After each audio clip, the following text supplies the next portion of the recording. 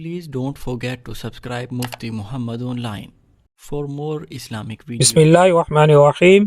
سامعین، ناپاکی کی حالت میں سحری کرنا کیسا ہے، یا پھر اسی طرح ناپاکی کی حالت میں سحری بنانا جائز ہے یا نہیں؟ یہ وہ سوالات ہیں جو لوگ کمنٹ کے ذریعے پوچھ رہے ہیں۔ اس مسئلے کو اچھے طریقے سے سمجھنے کے لیے ویڈیو کو آخر تک دیکھیے۔ دیکھیں، اگر کوئی انسان کسی بھی وجہ سے ناپاک ہو گیا اور ناپاکی کی حالت میں اس نے سحری کر لی تو اب ایسی حالت میں اس کا روزہ ہوگا یا نہیں؟ انسان ناپاک کسی بھی طرح سے ہو سکتا ہے، یعنی شادی شدہ تھا، بیوی سے رات میں ہم بستری کر لی اور ناپاک ہو گیا، اب سحری کا ٹائم بالکل کم ہے، غسل کرتا ہے تو سحری نہیں ہو پاتی، ایسی کیفیت میں اب وہ کیا کرے؟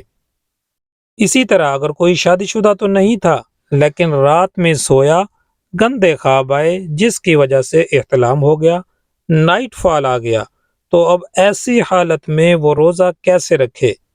تو یہ جان لیں، اگر ایسا سبب ہو گیا، یعنی کہ نائٹ فال ہو گیا یا پھر بیوی سے ہم بستری کر لی، تو پھر ایسی کیفیت میں شریعت مطہرہ نے اجازت دی ہے کہ آپ اس طرح سے روزہ رکھ لیں، ناپاکی کی حالت میں آپ سحری کر لیں، کوئی حرج نہیں، لیکن جتنی جلدی ہو سکے ناپاکی سے پاک ہو جائیں۔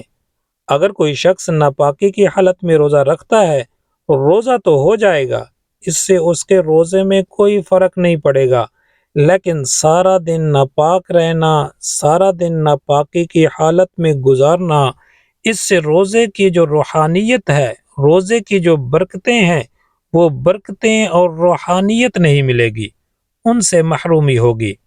اسی طرح ناپاکی کی حالت میں سحری بنانا بالکل جائز ہے، بنا سکتے ہیں، لہذا خلاصہ گفتگو یہ ہے کہ ناپاکی کی حالت میں سحری کرنے سے روزہ بالکل درست ادا ہوگا، اس سے روزے میں کوئی فرق نہیں پڑے گا، اور اسی طرح ناپاکی کی حالت میں کھانا بنانا یہ بھی جائز ہے۔ امید ہے بات سمجھ آ گئی ہوگی۔